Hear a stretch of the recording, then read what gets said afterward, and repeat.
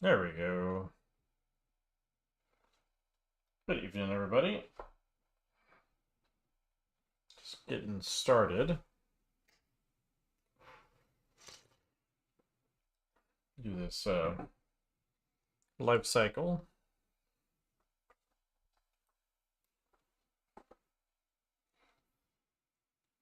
Bring this thing to a finish.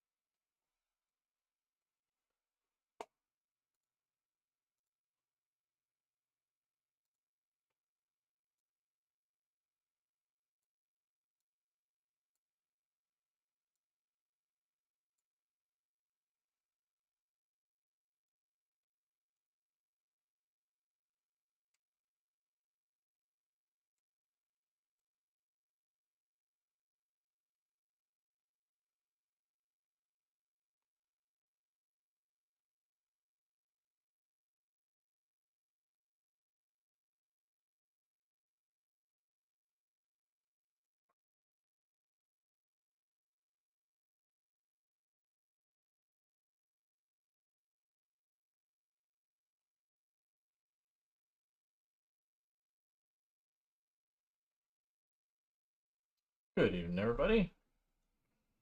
Don't hesitate to make suggestions, or if you have questions, let me know.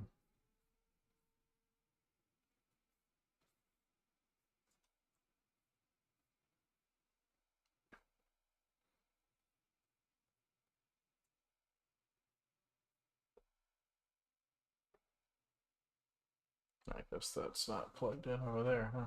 Yeah. Let's see, which one are you?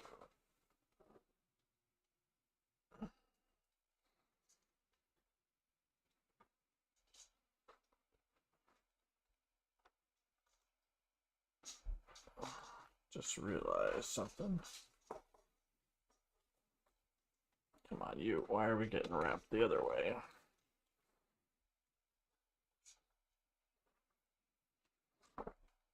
Well, it could not be more tangled up, huh?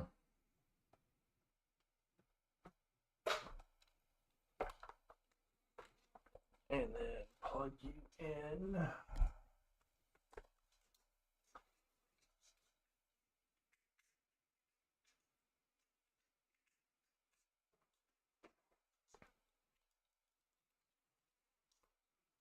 There we go.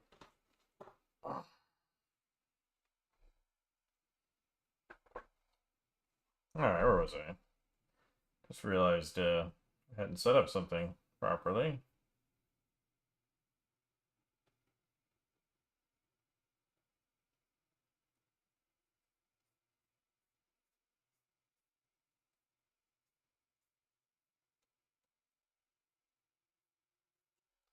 There we go, that's better.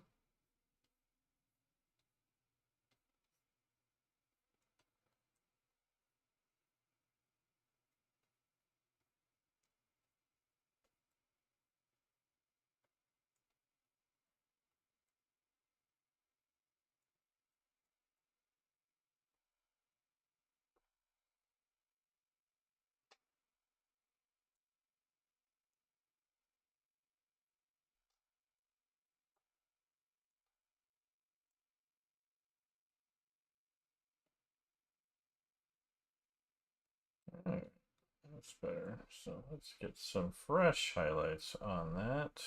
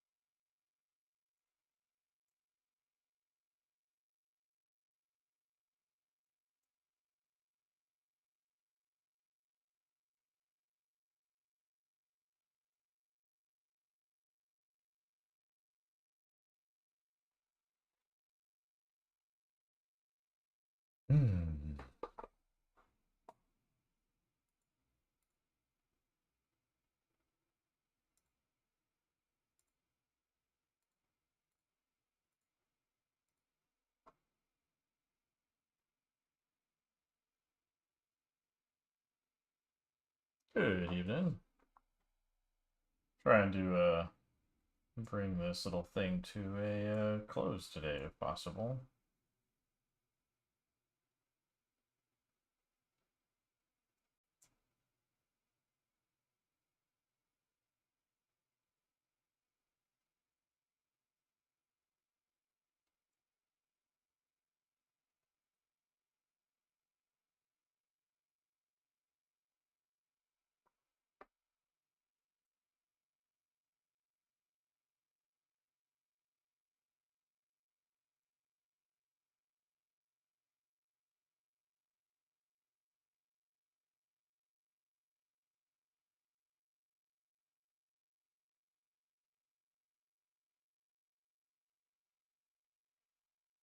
Good evening.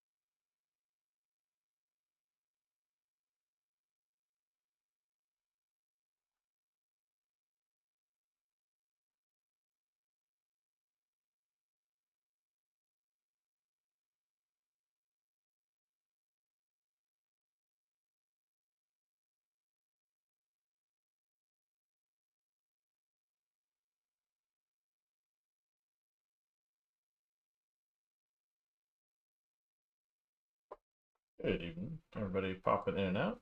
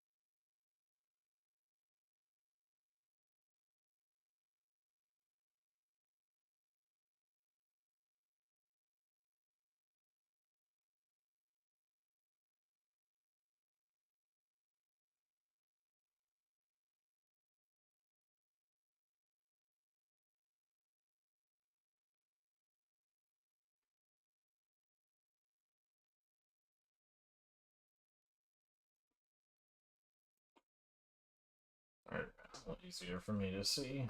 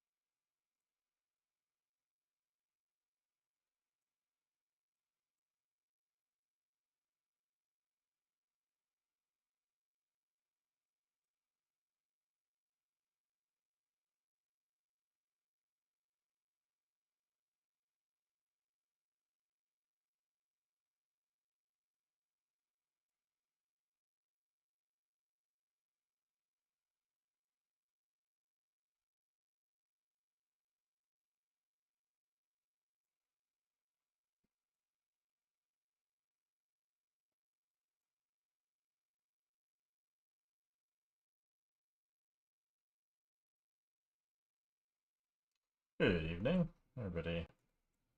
Popping in and out.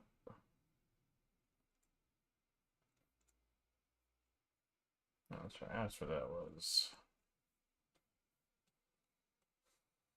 Hopefully, working on the final pass here.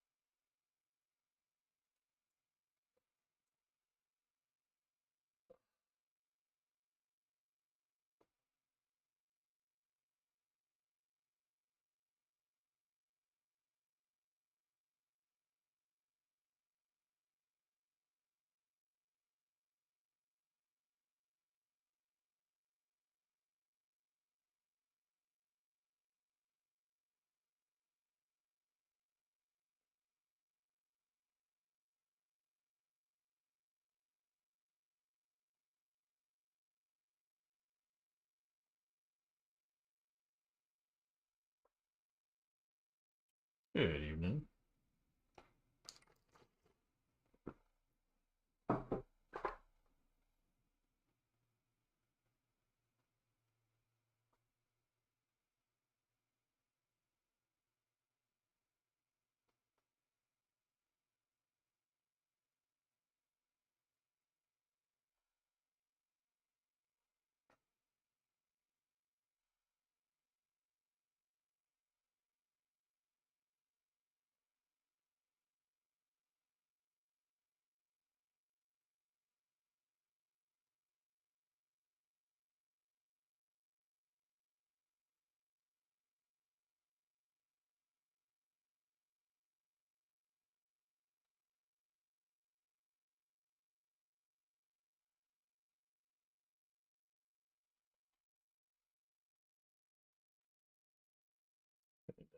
This brush somewhere.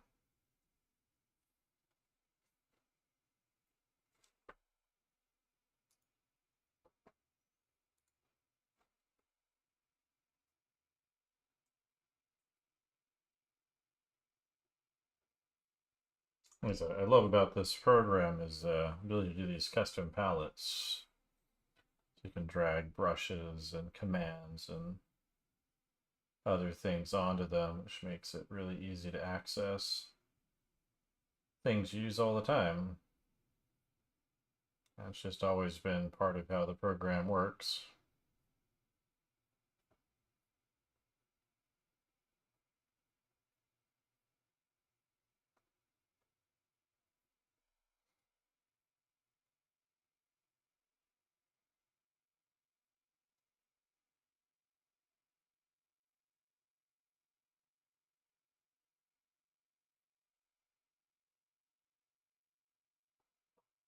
Trying to get some good color variation on the highlights here. Makes them way more interesting when you do that. Give it a little bit of that kind of glowiness. Have it contrast with the warmer parts.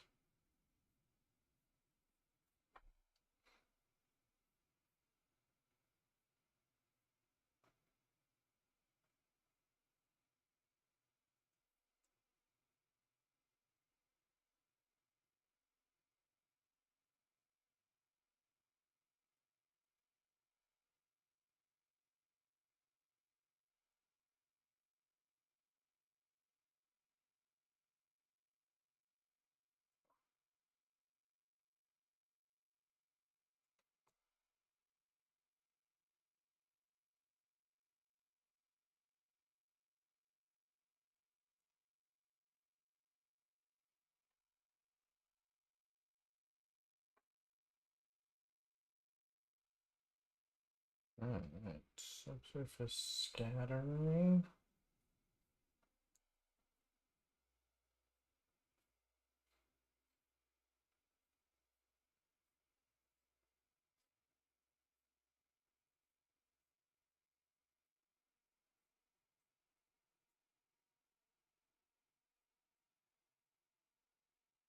Good evening.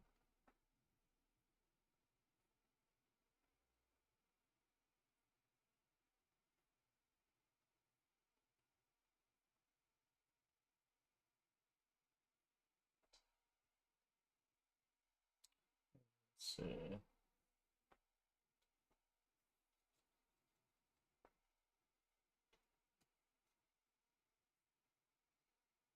Let's see. Form shadow.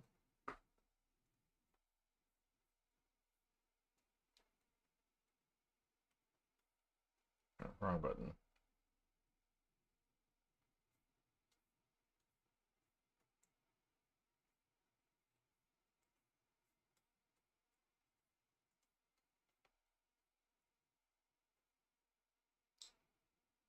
Get rid of some of those shadows, too heavy.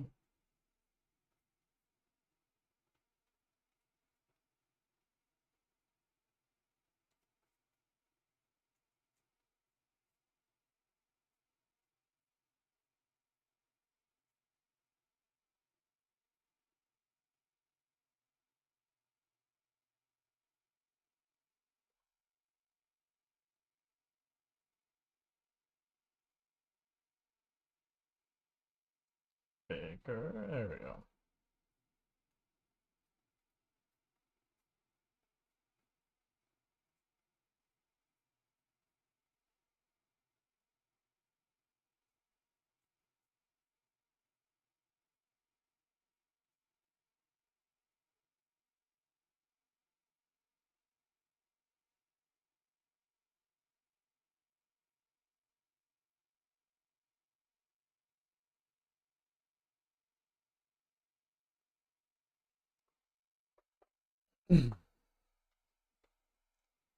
Oh, that's much better, I think.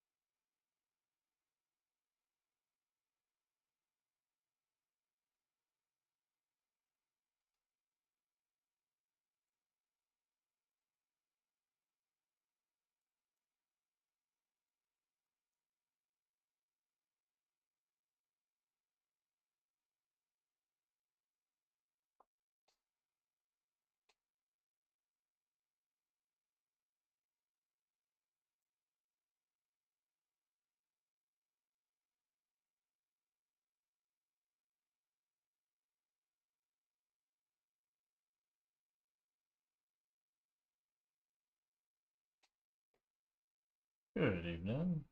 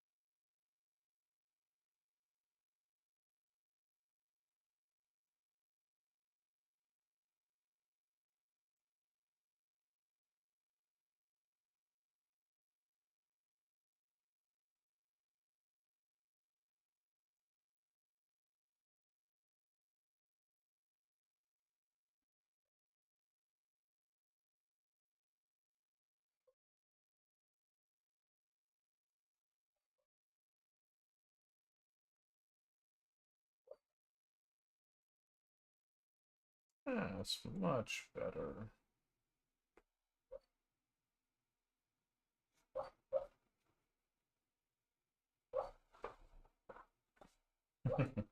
Anyone hear my dog sleeping? Hear that hooting sound? That's him having a pretty good dream.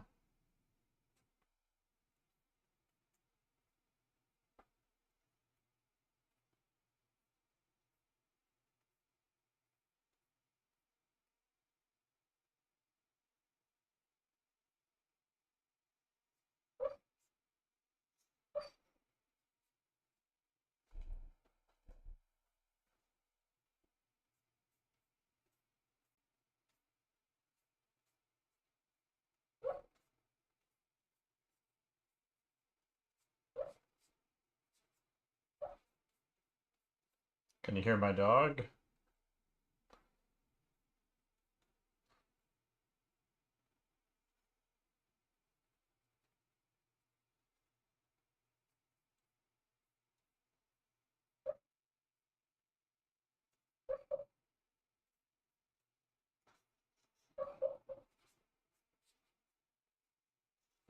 Who can hear my dog? Anybody? Can you hear him chirping?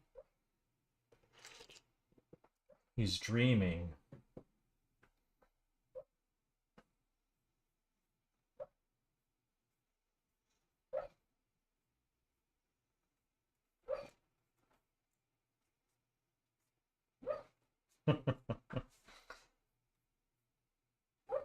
Oh, good. I wondered if his voice carries over on the microphone when he's doing that. And mine doesn't really snore very often, but when he dreams, I mean, he snores very lightly when he does, but doesn't do too often. But when mine's dreaming, he just has a lot of hooting sounds.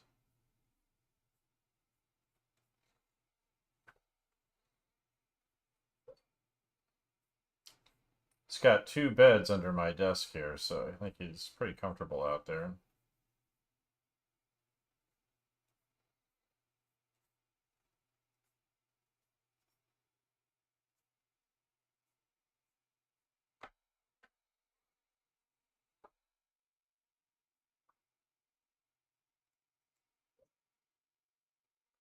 Alright, let's get the rest of this overlight on here.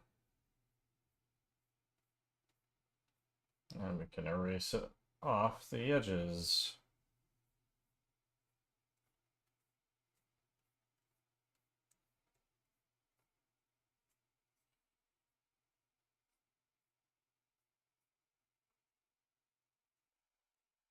Appreciate that. I should have a prize for anybody that can hear him.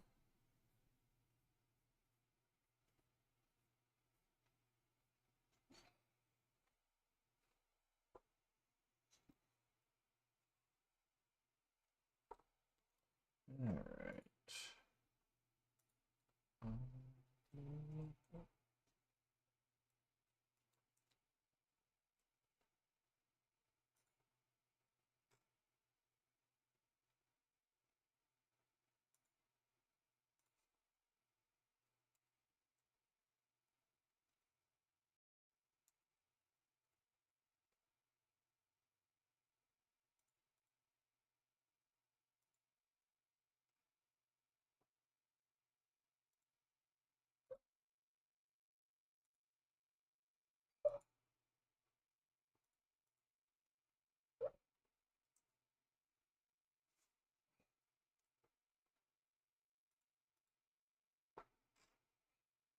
Let's see.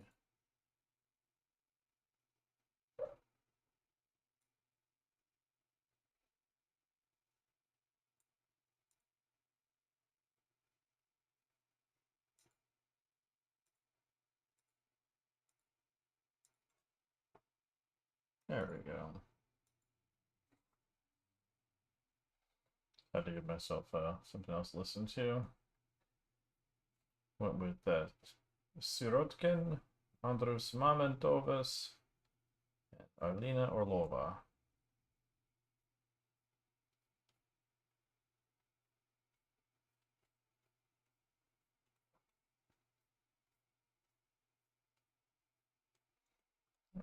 next spot.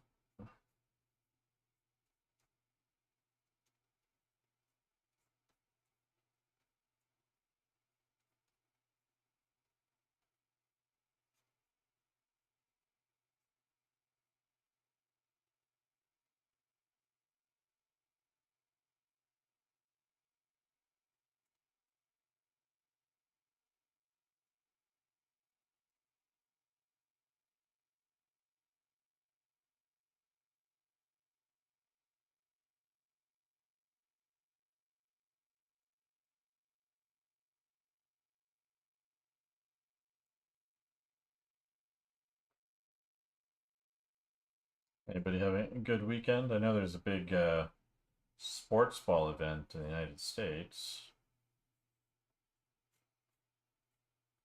Big, I think, American football thing.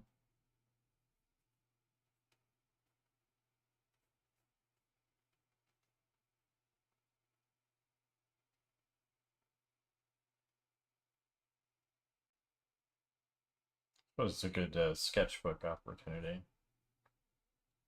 I've never really been one to watch sports, not since I was like, in middle school, I guess.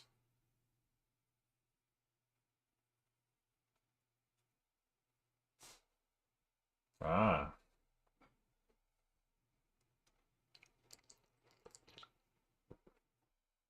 yeah, I think I heard something about that. I noticed the was it grocery store. I noticed some things were laid out a certain way that I was like, oh yeah, it must be that time of year when people need extra snacks.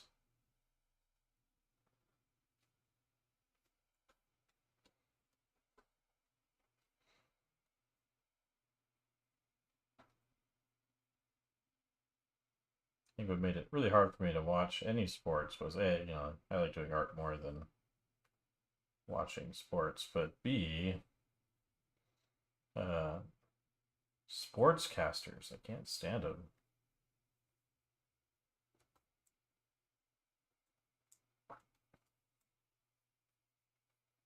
They're sitting there telling you exactly what you're seeing on TV. And you're like, okay, that's not really helpful.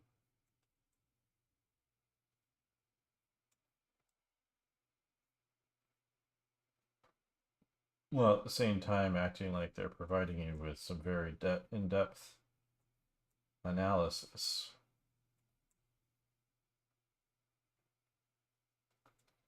So I'm saying is they should all be over here watching this, right?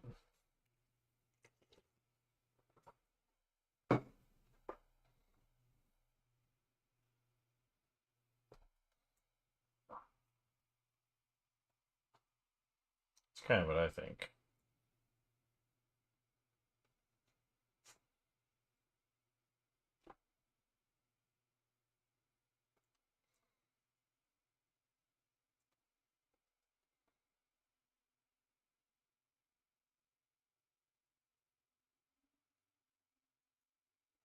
Good evening, everybody popping in.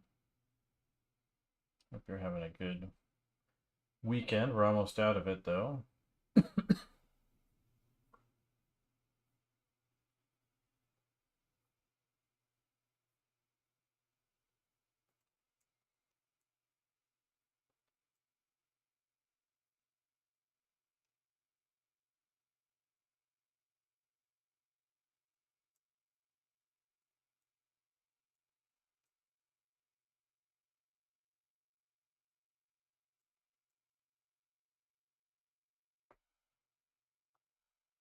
Hello.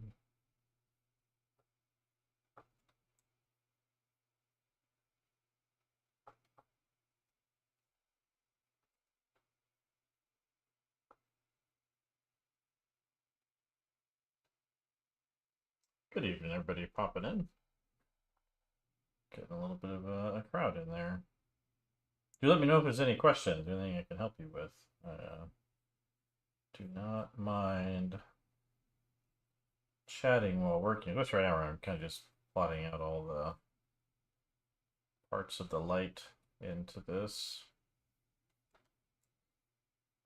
Getting it rendered out.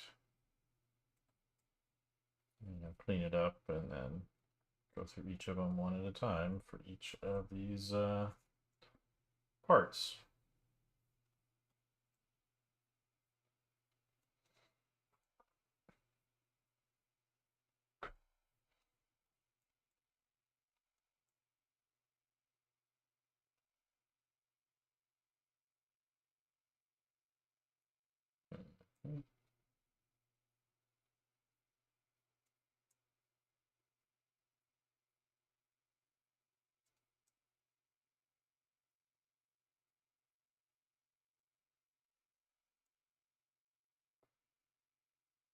Good evening.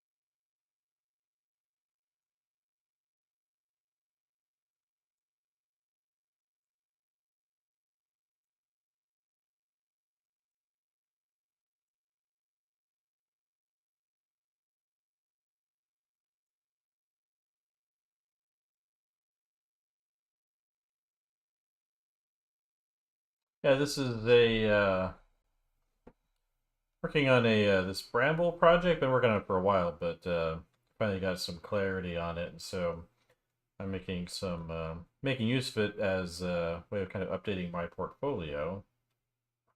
So this is a life cycle.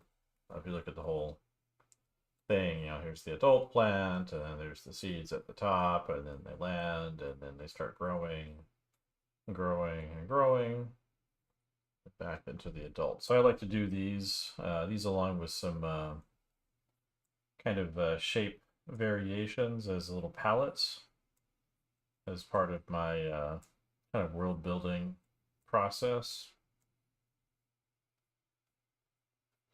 So it when I start doing more detailed environments, I can kind of pull from these as references for larger compositions. It just makes things a little bit easier for me.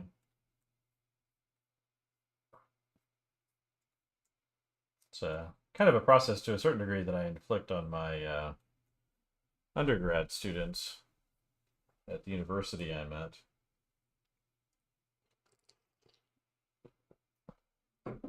Because I want them to kind of inhabit the narrative that we're constructing in class for them.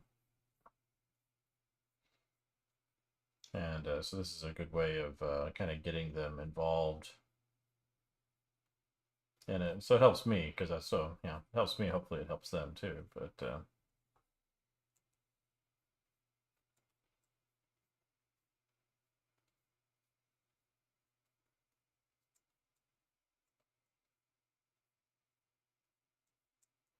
that's at least the plan here.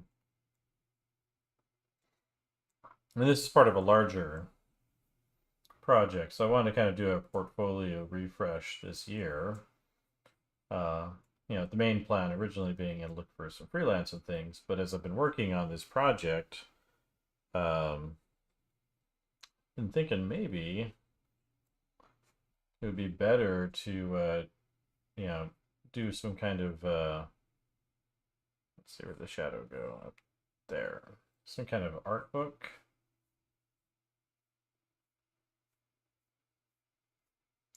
And then as I've been working on thinking about that, yeah.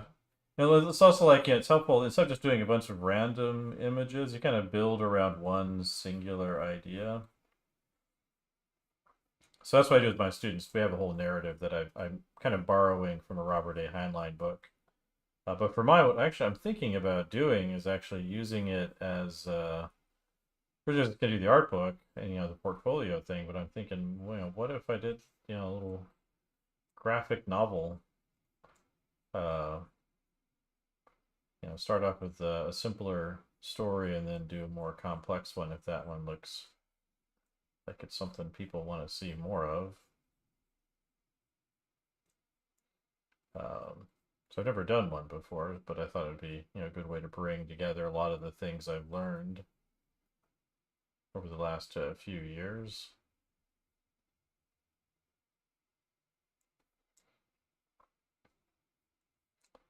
And then, so that's kind of what I've been thinking about.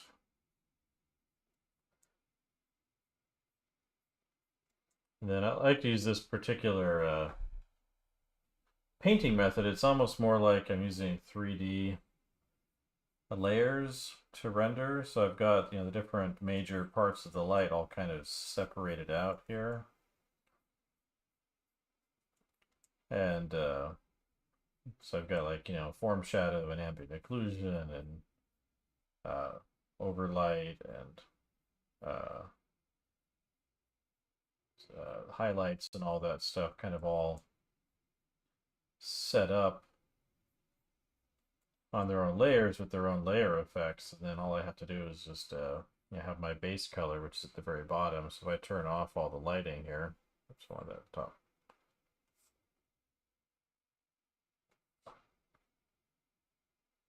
I can turn off all my lighting and it's just flat color. So that's what the underpainting looks like. And then I can turn on, say, the ambient occlusion and start getting some depth that way. And then you turn on the main shadow. You get that.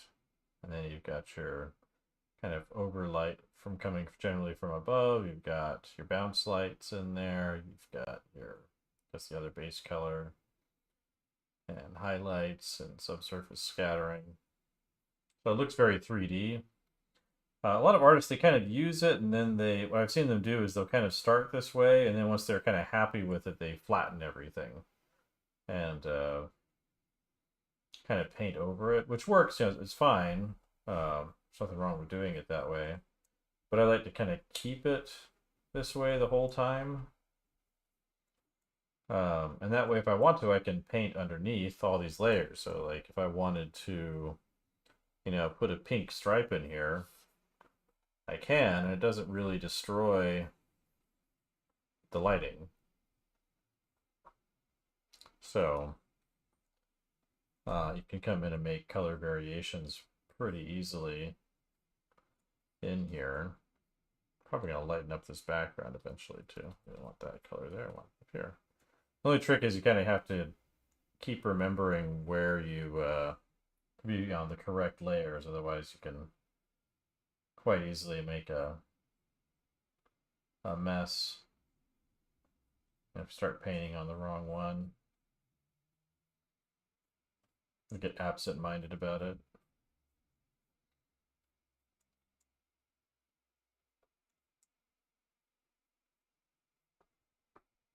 But other than that, I really like it. Just a matter of being a little bit careful.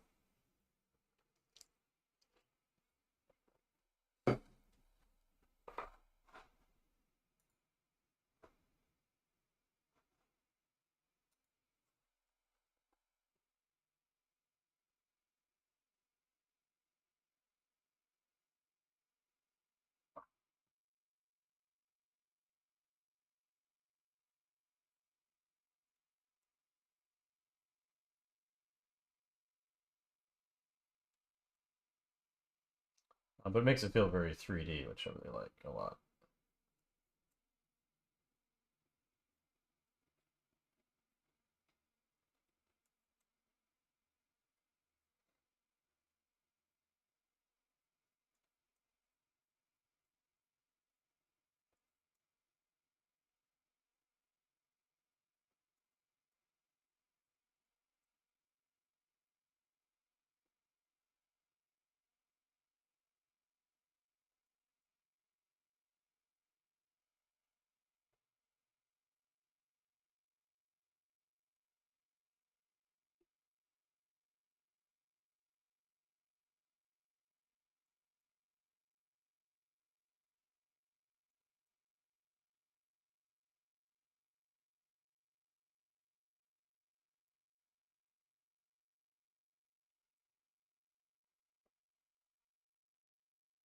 Yeah.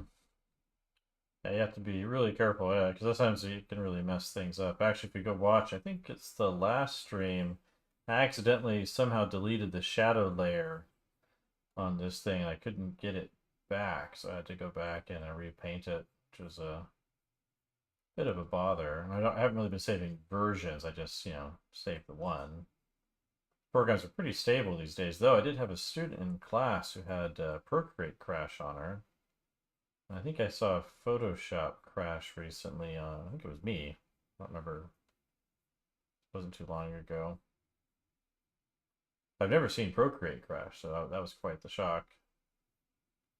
Student didn't lose anything, thankfully. They auto save in those apps, but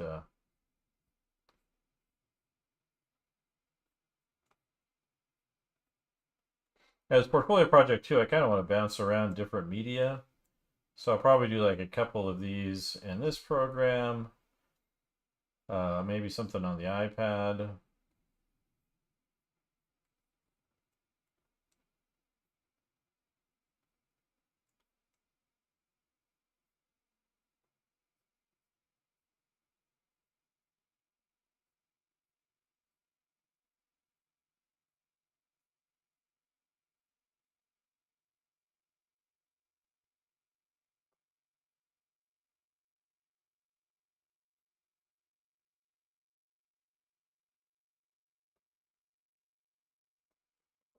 So, um,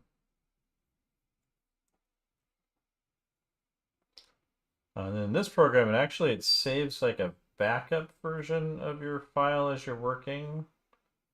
So every time you start it up again, it'll do like a backup version. Oh, cool. Yeah, there's another app you should check out called Infinite Painter.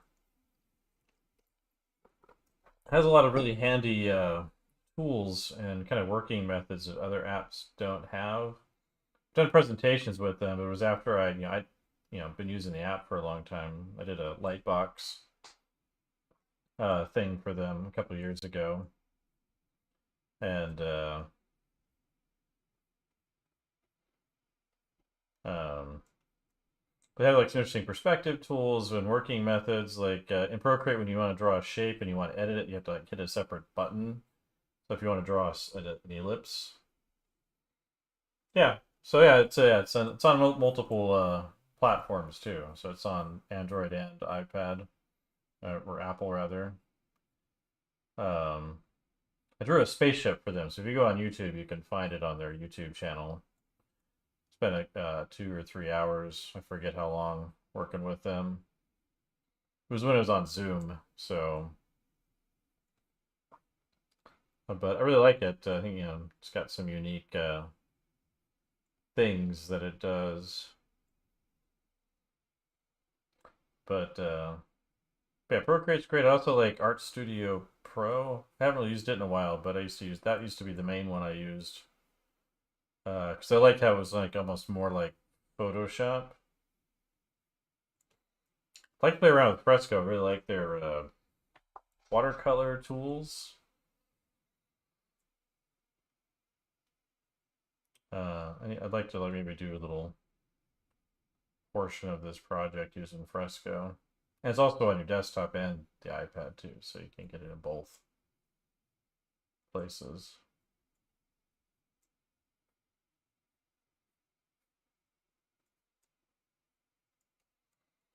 Alright, let's go back and massage these shadow edges. Huh?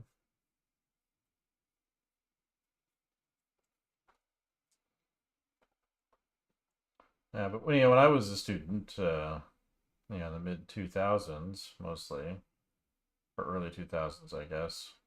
Um, there's Photoshop, and then this application that I'm using here, which is Corel Painter. So it's different company than Infinite, but Corel was actually, I think, almost more popular than Photoshop was for a long time back then. I still think it's got probably the best it's got a better brush engine than Photoshop. Photoshop certainly has improved over the years for illustrators, but they still emphasize the photographer more than anything on there.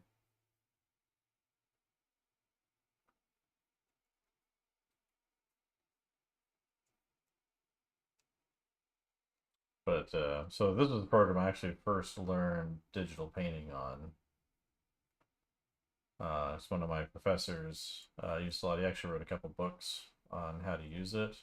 They're still mostly relevant, so there's been some changes obviously since back then, but the program's not really being. I mean, it has an annual update release. Like this is the version 2019, but there's a version for every year. But I haven't really seen strong reasons to upgrade.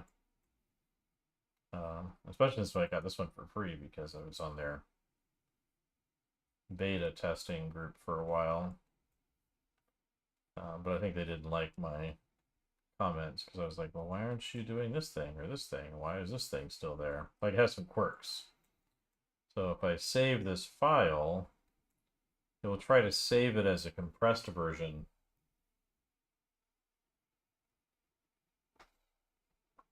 Yeah. I missed the paid versions because then you kind of choose your upgrades, or if you needed to, do it every few years or whatever.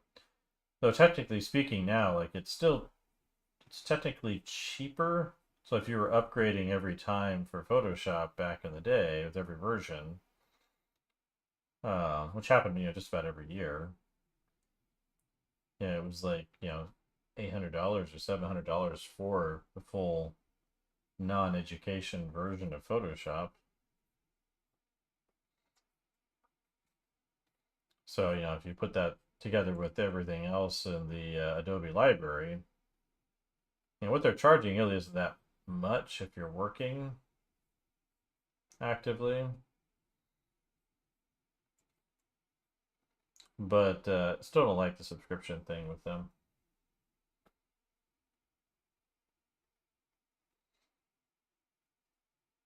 So, it's not that bad. It's still just kind of annoying, with everything being on. But then, a lot of the integrations they have are really nice. So, that you can link files between applications and, work through the cloud with them. So, there's definitely a lot of good productive reasons why it's good. And if you just want a program for drawing with, there are cheaper ones that don't require subscriptions. So you can use your what's it, Clip Studio Pro, which I bought recently. Haven't opened it really yet, but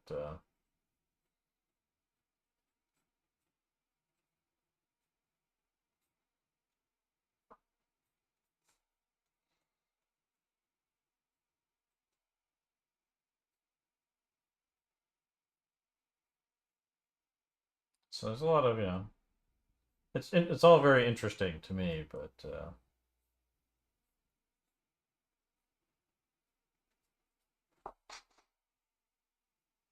what I don't like though is how they integrated AI into Photoshop. It's like, are you trying to kill off your entire customer base? Like people that are using it, you know, it's a very odd move.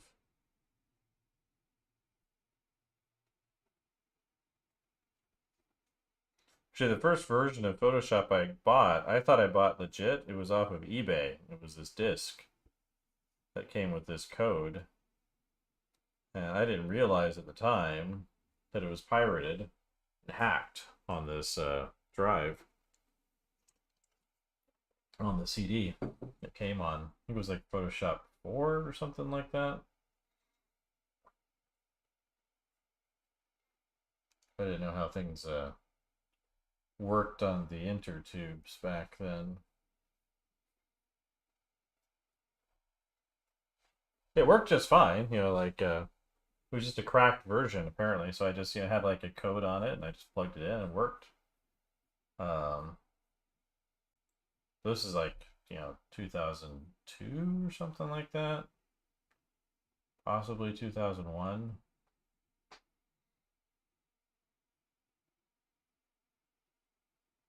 I just didn't realize that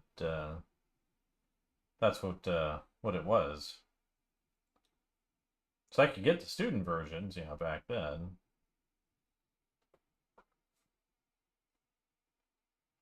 Go watch football art, man. I'm not a sports watcher guy. Just can't get invested with a bunch of guys running across a field. Put a pigskin in a different place than where it started. It's good for some people, I know, but it's never really been my thing. Alright, let's nail this ambient. Got the right color. Alright, let's put this ambient occlusion going in here.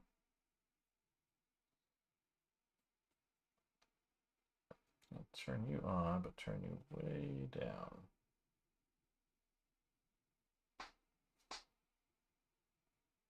Oh, the American Dream. Okay. Well, as an American, I don't know about that, but I know I know a lot of people like it, so it's fine. It's entertainment, right?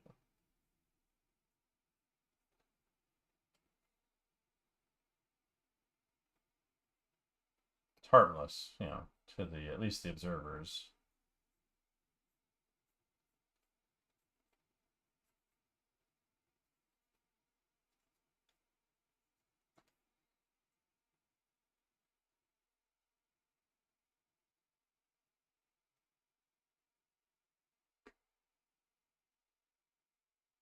Oh, you worked on a commercial for the Super Bowl? Oh, this is the salivating Daniel.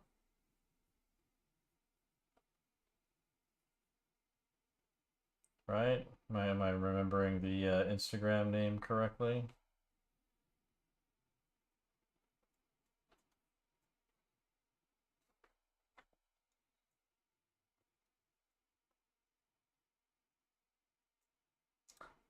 The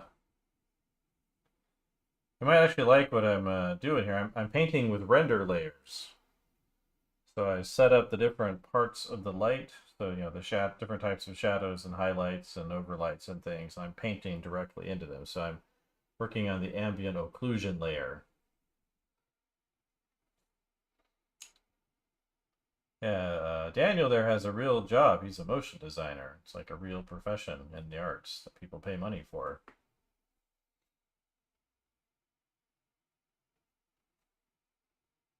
This is Corel Painter.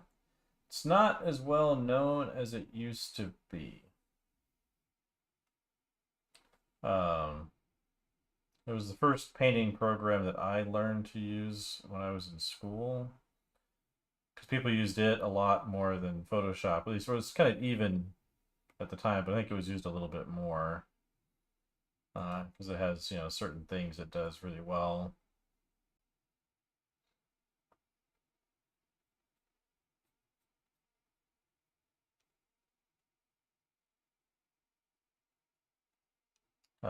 So yeah, so right now I'm kind of painting in ambient occlusion. So I have a multiply layer running, and then got a shadow color I'm using, and I'm just painting in the shapes.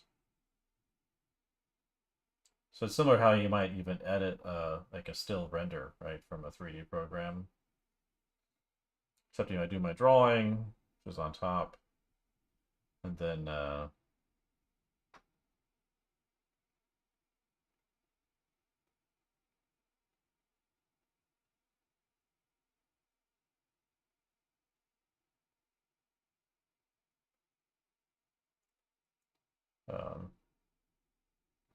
it's commonly used, but mostly when you see concept artists using this method, what they'll do is they'll kind of get it generally working.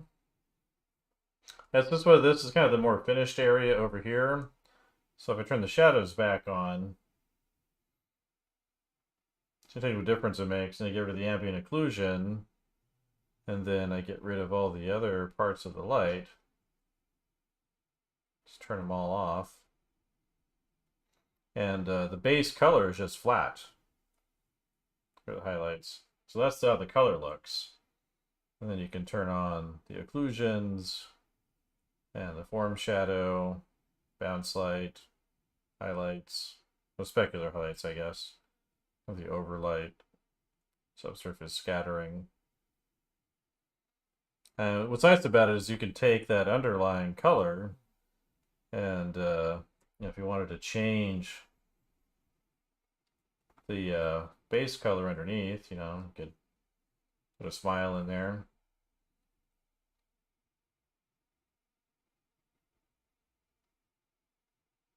Well, no, you can do this in every paint program using the layer effects. So you have like a normal layer or a multiply layer or whatever. And so you literally just just painting in with this like dark purple color to get the ambient occlusion in here, nice and clean, and showing the cracks in between things.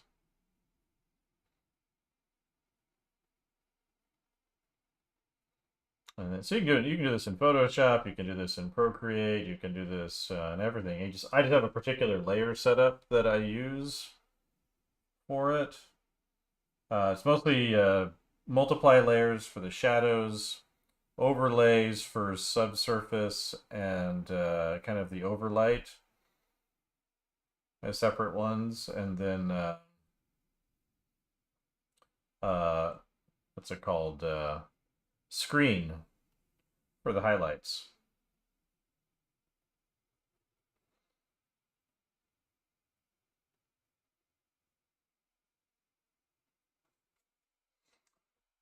So it's pretty simple little process, but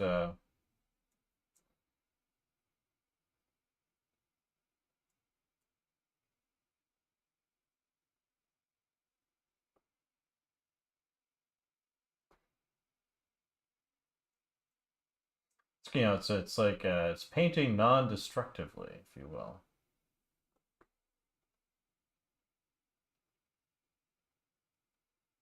Ah, yeah. It's the same thing as like I said, if you take your render layers and you export them and put them into Photoshop, and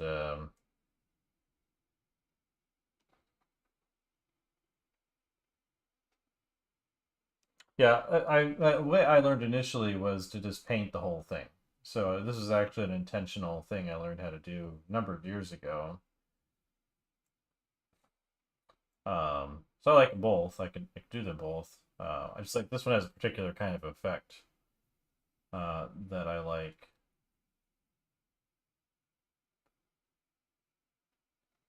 Usually, though, when you see illustrators using this, what they do is they'll do it kind of to start, get kind of things generally there, then they'll flatten all the layers and just paint over on top of it. And what I prefer doing is to leave it. So you'd have to be, it takes a little longer, but it's fine for like, a portfolio thing. It's not that big of a deal. But I might do the other thing a bit more if I have it's a client gig or something like that.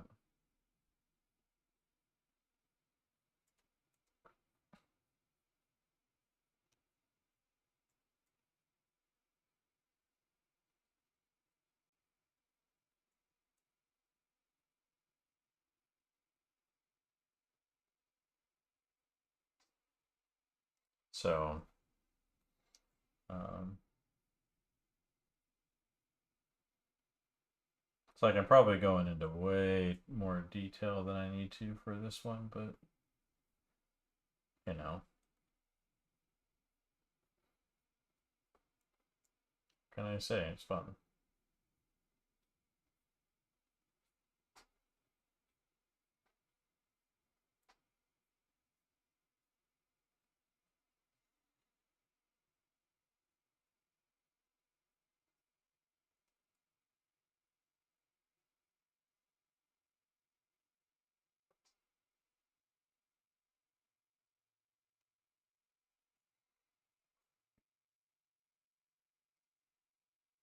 But yeah, the more I can kind of nail it in this way, the better,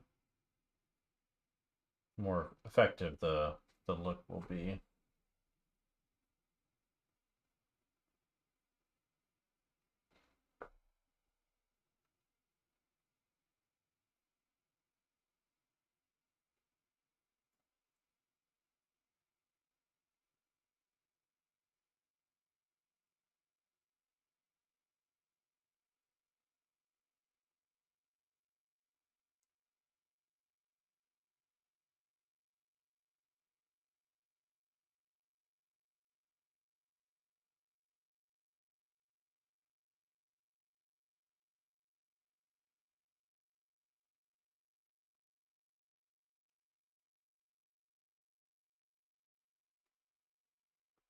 But it's definitely a method I like.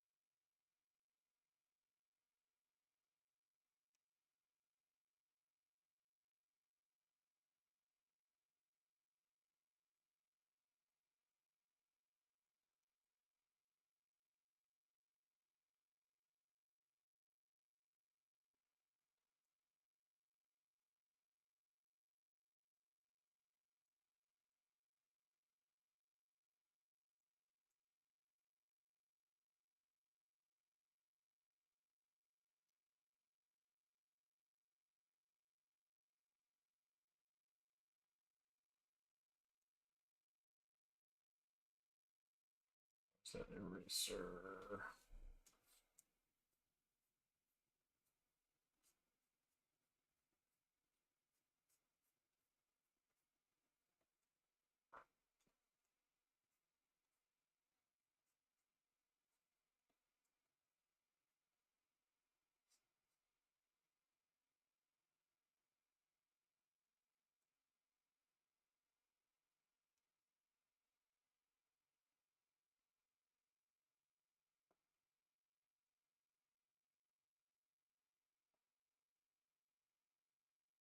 Well, for these live streams I've been doing, usually, I'm trying to set up a schedule where I'm doing this for a couple hours in the evenings.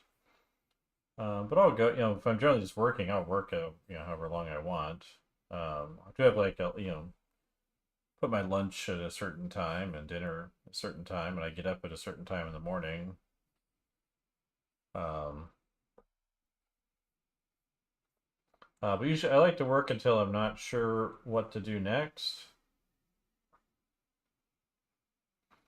Um, the other thing I like doing actually though is just kind of stopping at a certain selected time, but also when I know that I've kind of reached a point where I know exactly what I'm going to do next. It's like I knew I was going to do this. Like I was going to go through here and clean up the the the light things that I've been putting in. So I do a really nice job on the occlusions and all that. So I knew that was coming. So what I like to do is kind of stop when I know exactly what I'm going to do next time and leave what I'm working on unfinished. And then what that does for me is that when I sit down to work the next time, I know exactly what I'm going to do. And I don't have to spend any time thinking about it. So it's my little productivity secret that I've never heard anybody else mention before. Because that way I'm not having to like really spend a lot of time worrying about what I'm going to do next or not being certain. I know exactly what I'm going to do, and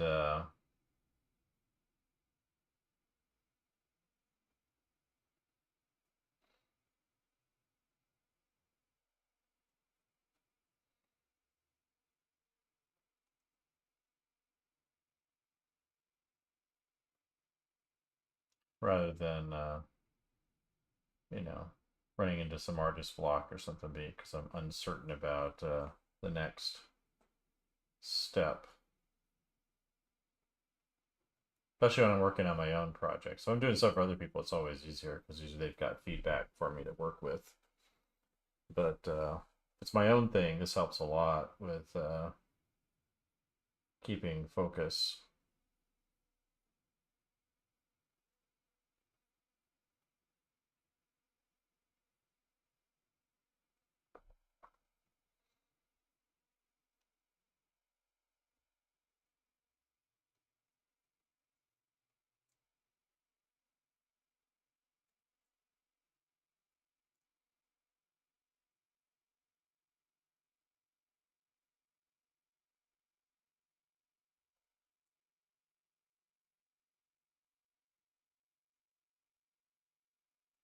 So yeah, give that a try if you're ever feeling like you bump into walls when you're working. You can say, okay, I'm going to stop right now because I know first thing in the morning I'm going to make this change, and this change.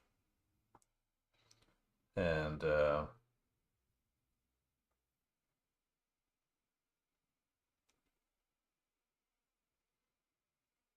yeah, one of the problems you run into with that kind of goal setting, for me at least, is I'd like to finish at least this either tonight or tomorrow, probably tomorrow.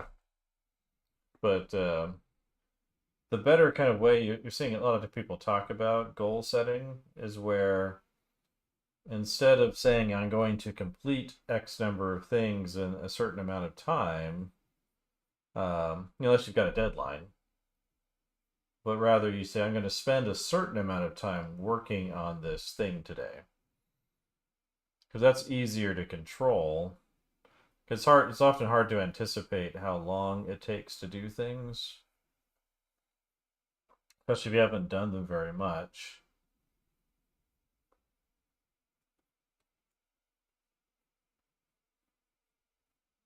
Obviously you have a deadline, and of course, if you have someone giving you feedback, then it's a different creature too. A client or a teacher or something like that. Dog's asleep again. Probably hear him start woofing in his sleep. But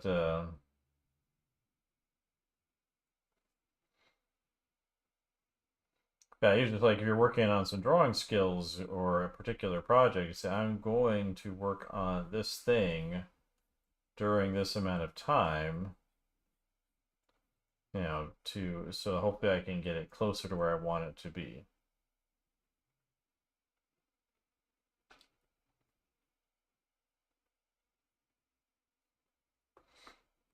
And often that's a lot more effective for your success rate.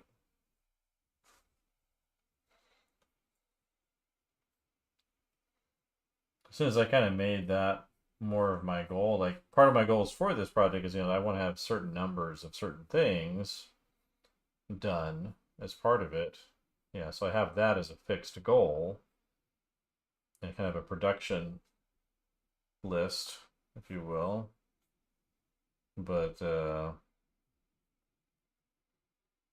as I'm working on it, I want to make sure that I'm not saying, okay, every week or every 3 days I've got to have this much done. Because part of what I'm doing is I'm trying to explore and figure out. So if I have that as my kind of fixed goal, it kind of gets in the way. But also just saying I'm going to do X number of things and spend this much time, working on that one thing, then it's just improves its probabilities of actually happening.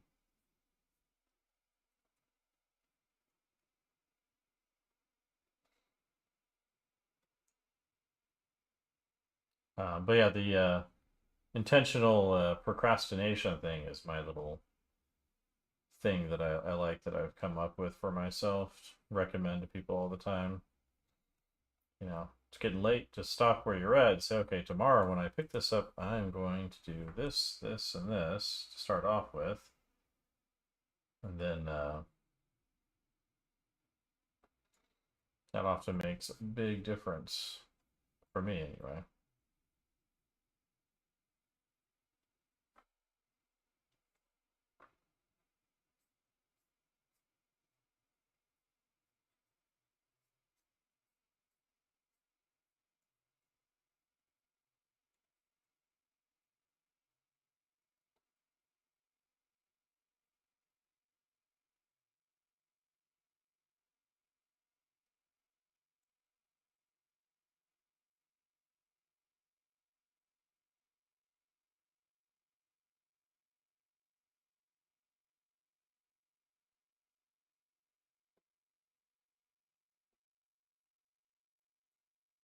I probably could write a whole book about it. Yeah. Procrastination method for getting things done.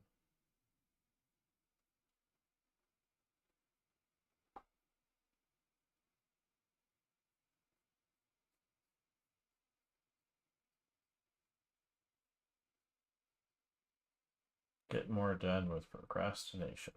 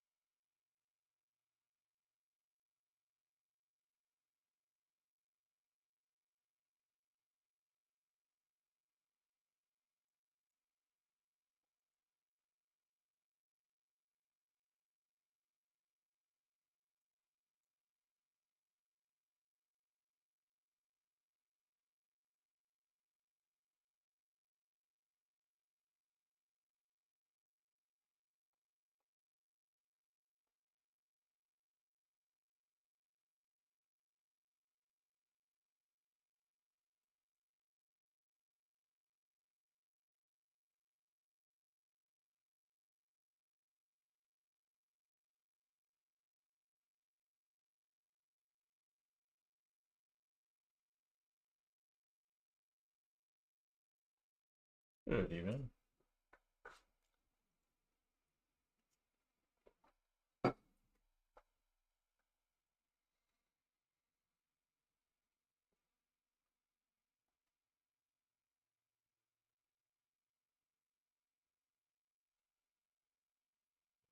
And you're next.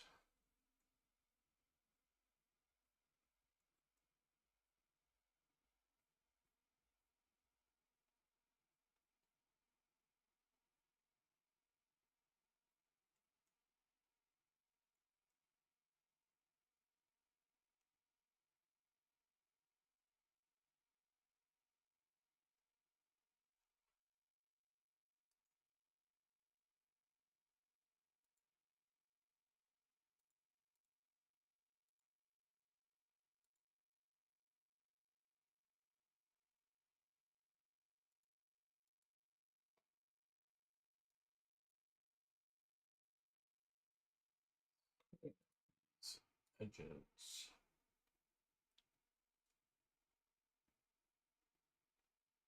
Yeah, this is like an intentional form of procrastination. Let's sort my color palette. There we go.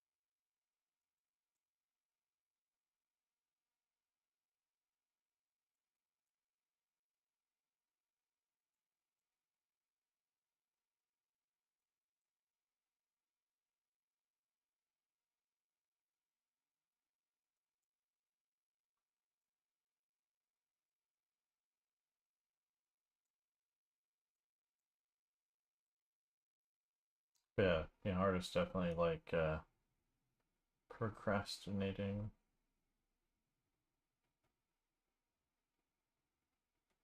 Where did that color go?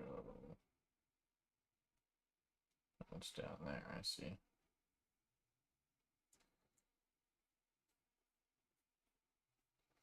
Yeah, I was gonna keep this thing a little looser, but I'm like, I'm just gonna nail it down really tight.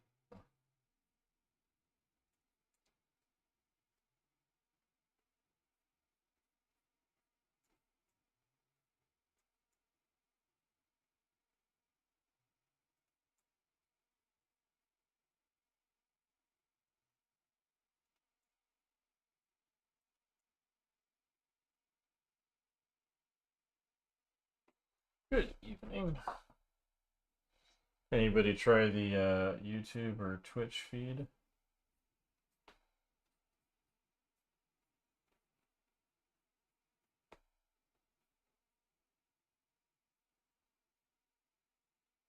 Get the full screen effect over there.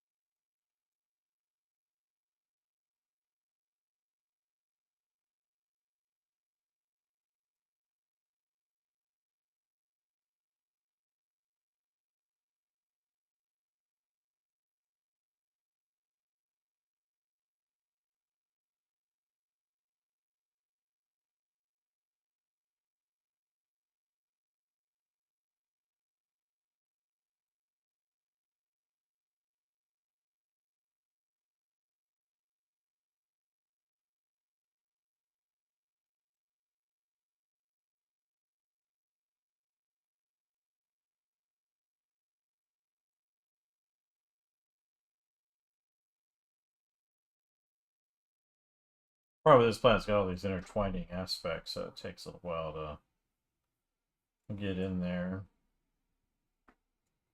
So it takes a little longer to do this one.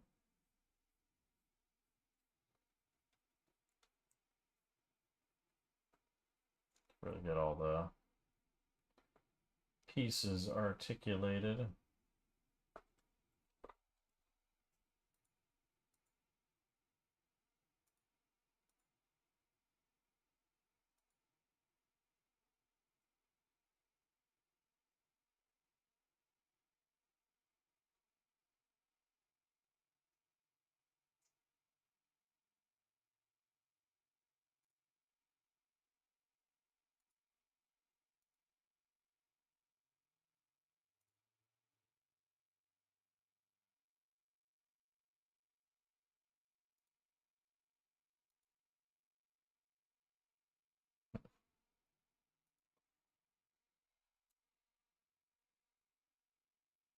Yeah, if I can get this stuff most in, I can maybe do a detail pass tomorrow night.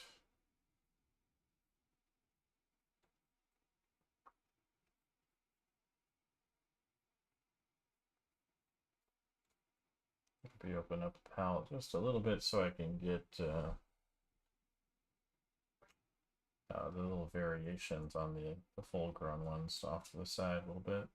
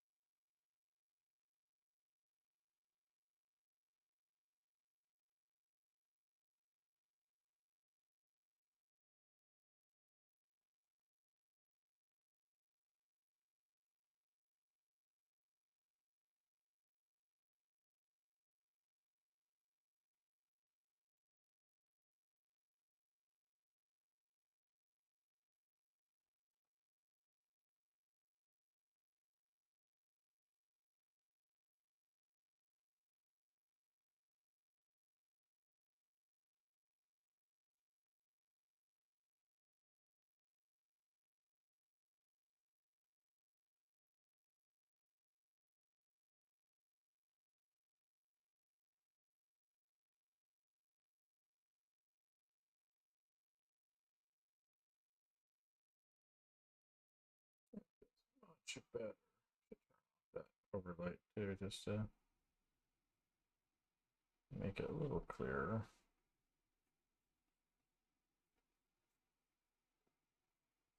In case I missed something.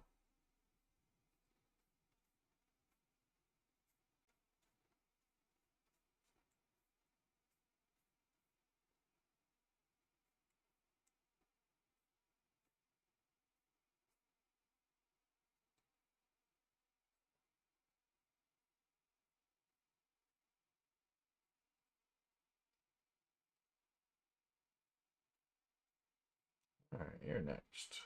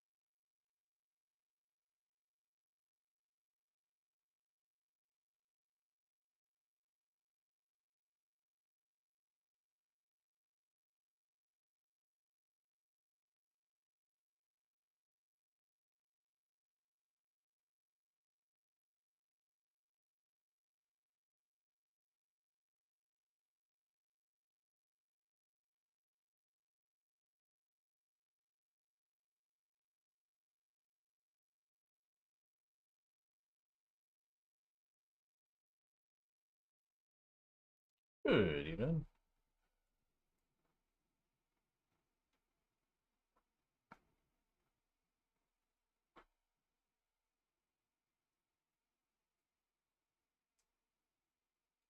By the way, people coming in or hanging out, it's okay to ask questions. I don't mind talking while working on this, but just because how people kind of come and go can make it difficult to hold a conversation.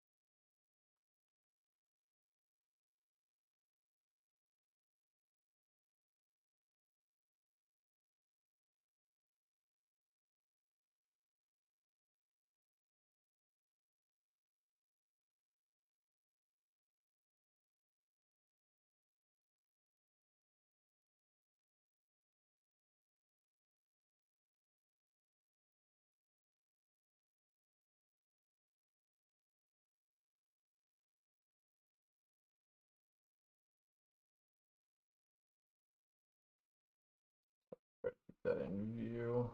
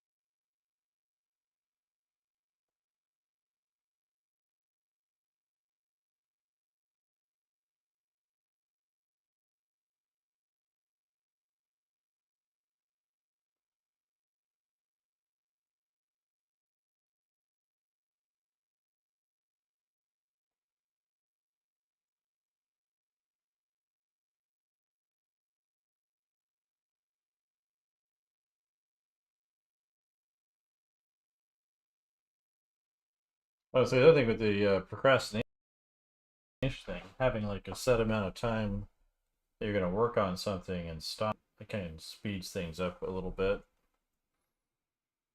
So I find like usually if I have a limited amount of time to do something, or a certain amount I'm going to do, then kind of having that as a specific goal where I stop and start is a really good idea.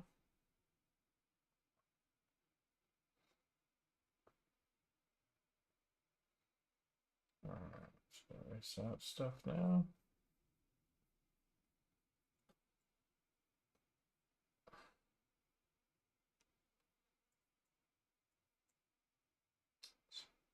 Add that overlay. There we go. That's easier to see. Anybody over on the YouTube or Twitch side where you can see the whole screen?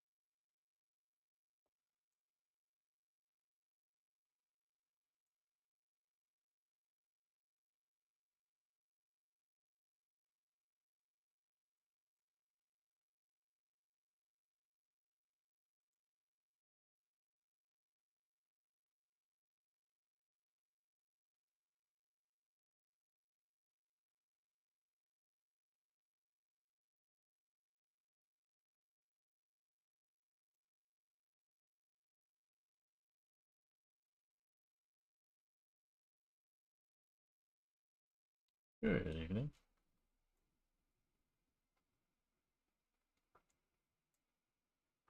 That feeling much better. Makes me wonder if I could clean this thing up a little bit more.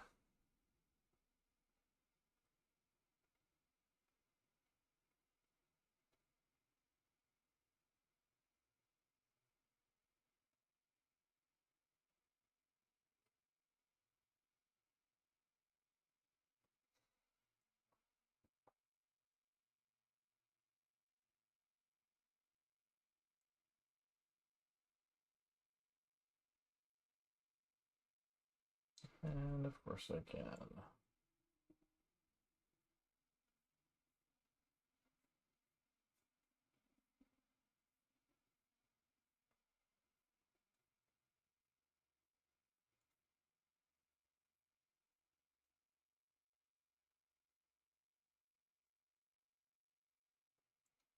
No one else will probably even notice the difference, except for me.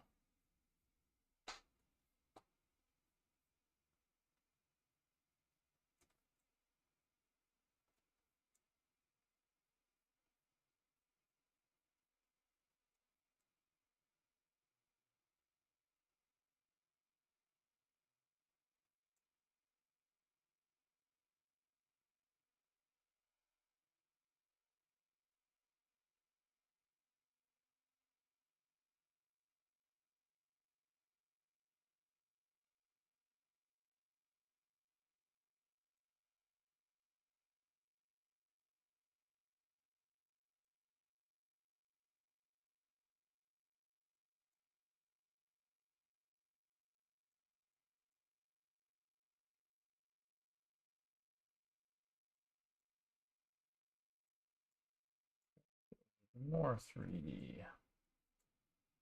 Looks really good. Feels good.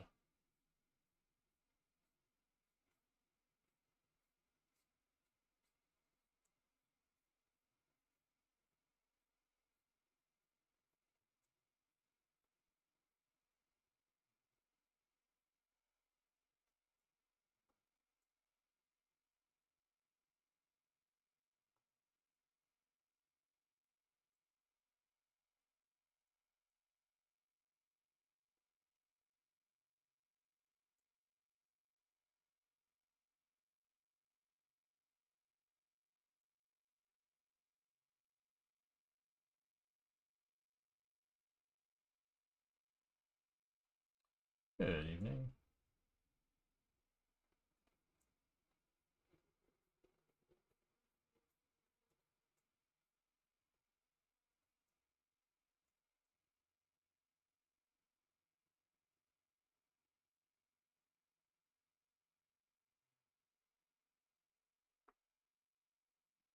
Let me know if anyone hears the dog snoring or barking in his sleep.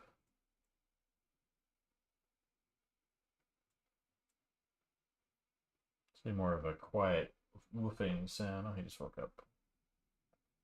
Do a little stretch. Tough is the life of a dog of an artist. Difficult life. The crazy human who just like sits around talking to little walls and touching them all day long while sitting put one place. It's clearly insane.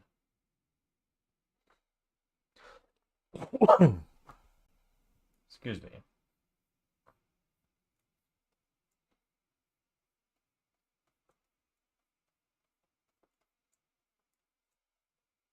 I'm just gonna lay here and make sure he doesn't do anything too crazy.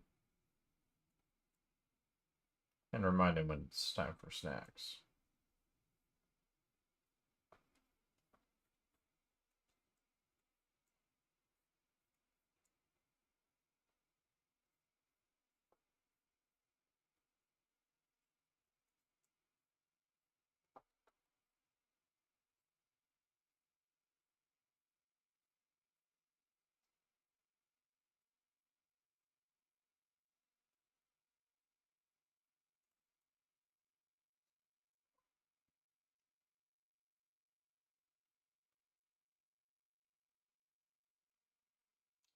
Or insane human.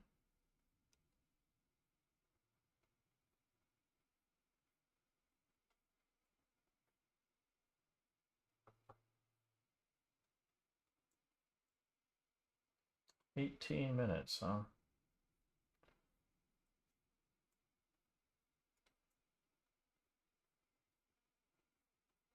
I'd go to bed anyway. I have class in the morning, so it's usually a good idea for me to stop at that time anyway.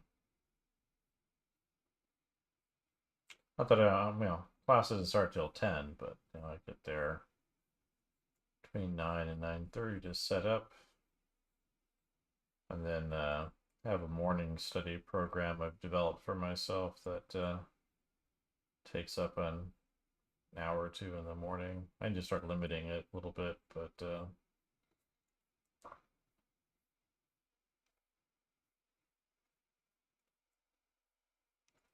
been some skills I've long neglected that I'm really trying to nail down now.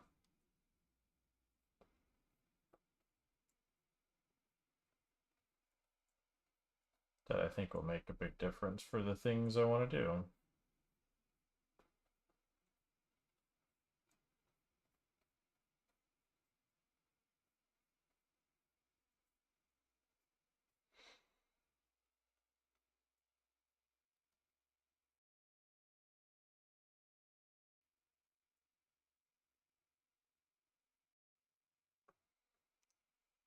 So far, it seems to be making a difference, so that's, I guess, a good sign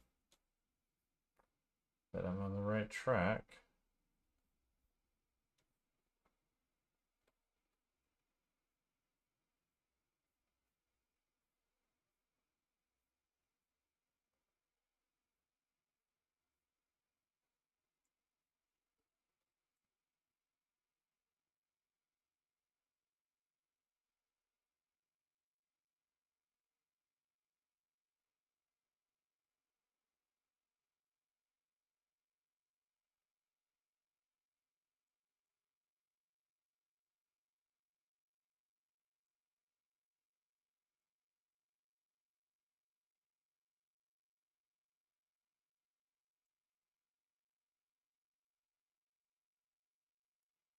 Guess I should remember to save more often, right?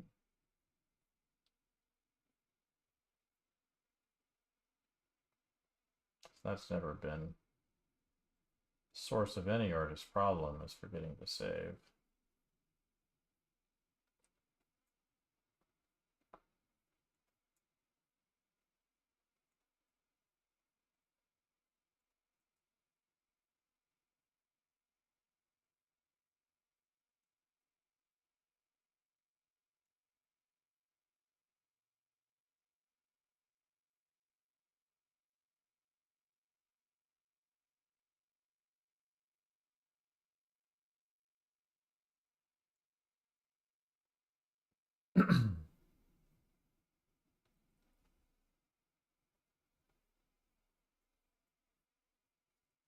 Turn off that shadow.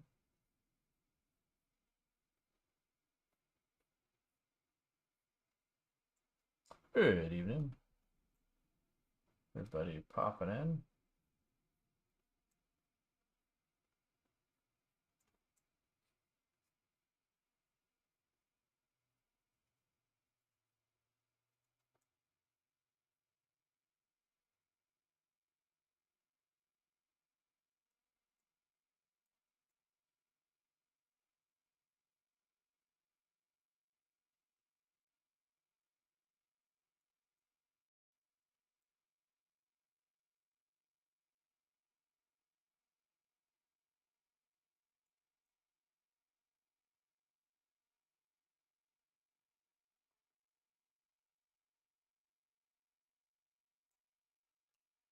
Good evening.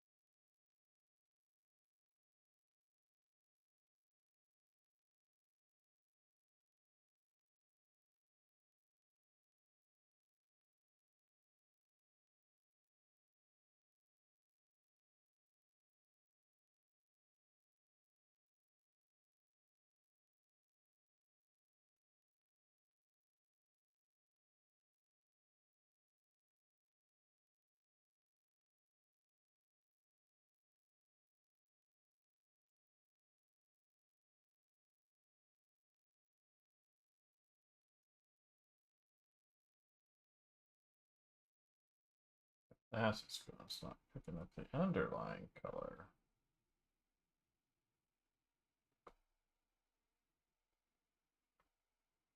Hello, entertainment design of Ringling.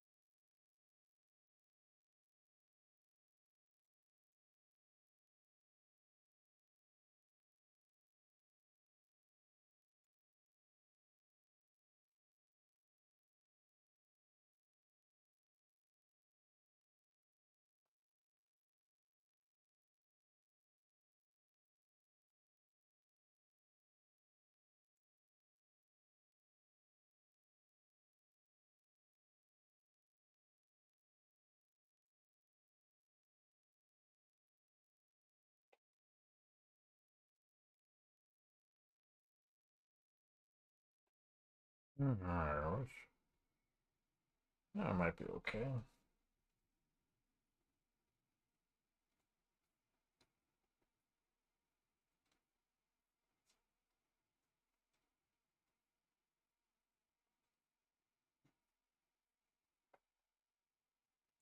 That's not gonna work.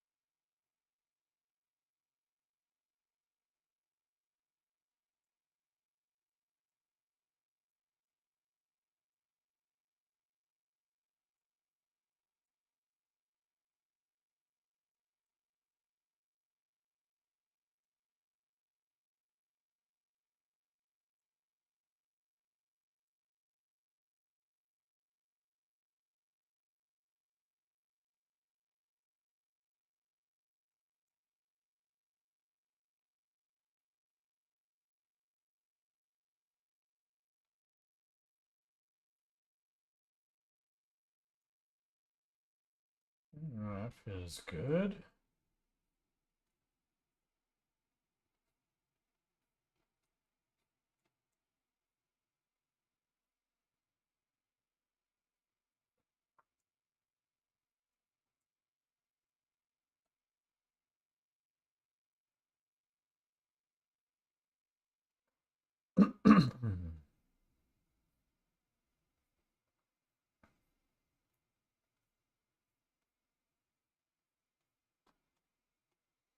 Dobry wieczór.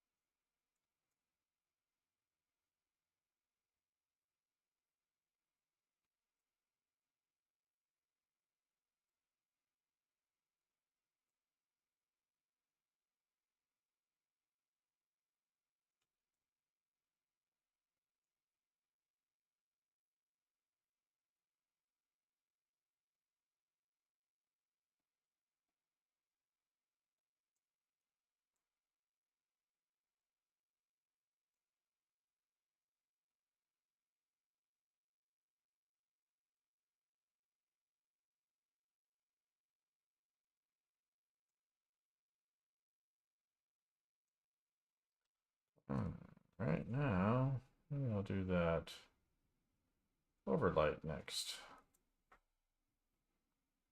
That'll probably be where I'll pick up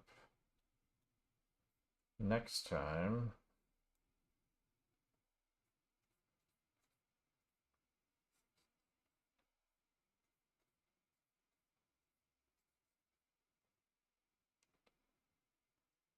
What brush am I using? Don's Chalk. I want to be using Shiny Soft Airbrush.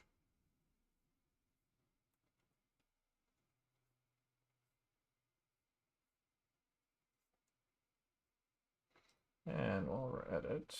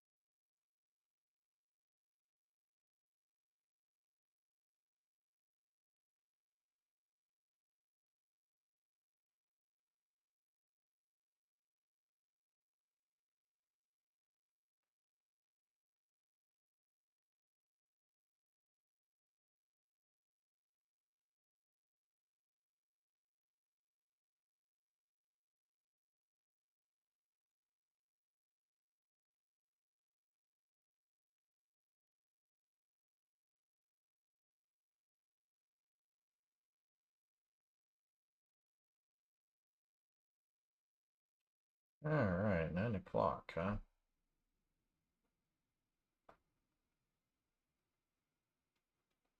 Touch up this guy here, and then that'll let me know where to pick up tomorrow.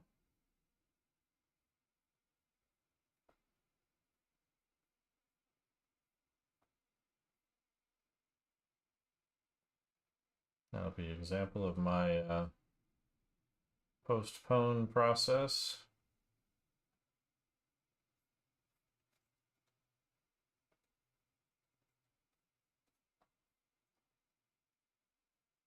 Prepone if you're from India, I guess.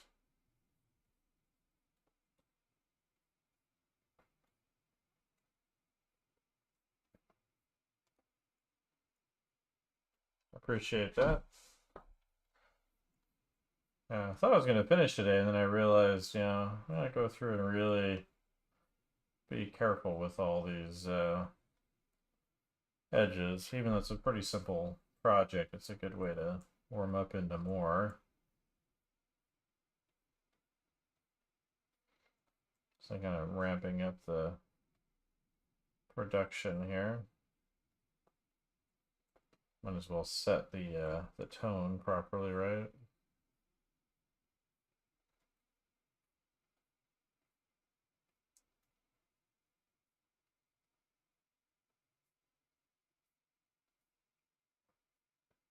And then I'll be back tomorrow evening too.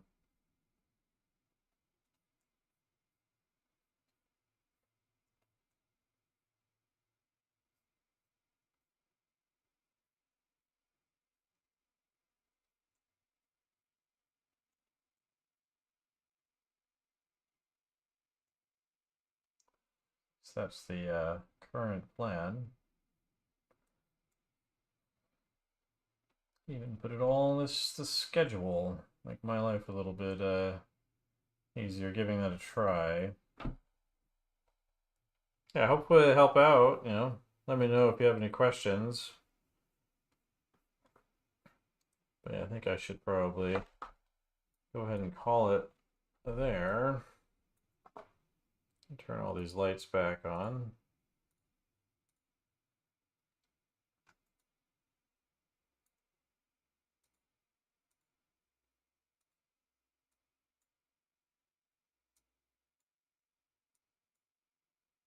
There we go, that feels better.